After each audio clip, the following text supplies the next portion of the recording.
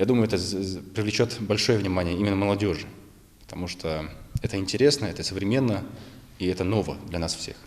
Это будет совершенно новый видеоформат путешествий, знакомства с культурой и традициями многонациональной страны. Проект VR «Видеоэнциклопедия Кавказа» – это серия роликов из самых красивых и ярких мест 7 субъектов из КФО. Автор проекта Берт Кульбужев уверен, способ подачи информации оценит именно молодежь. Пока проект только на бумаге, уже совсем скоро начнется его реализация. Для того, чтобы просматривать видеоролики 360 градусов в виртуальной реальности, совсем не обязательно иметь очки виртуальной реальности. Достаточно просто зайти в видеохостинг, допустим, это в нашем случае YouTube.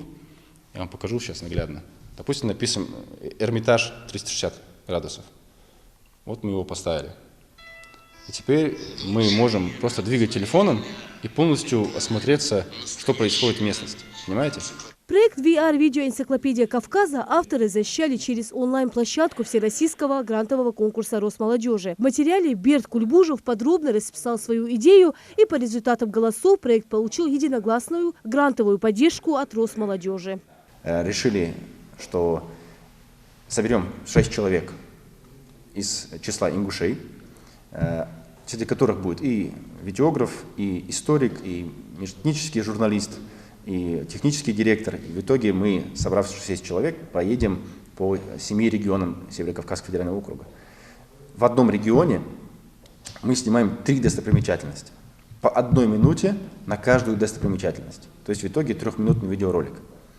И еще в этом же регионе будет 1-минутный ролик о предметах быта. Старинные, исторические и так далее, традиционные. Ребята через призму своего взгляда расскажут о красоте Кавказа. Важным для них является возможность показать традиции, культуру, обычаи и самые необычные уголки республик. Начнут победители гранта со своей родины. Что именно появится в кадре, остается секретом. В первую очередь это показать то, что способность наших молодых ребят делать качественный контент, качественный продукт, который может повлиять на то, что многие узнают о традициях, о культуре народов Кавказа. В том числе это улучшение межэтнических отношений. Мы привлекаем молодых ребят из других регионов из КФО в сам творческий процесс, и именно это помогает как-то сплотиться, и совместная работа, мы думаем, что повлияет на дальнейшее улучшение этих отношений.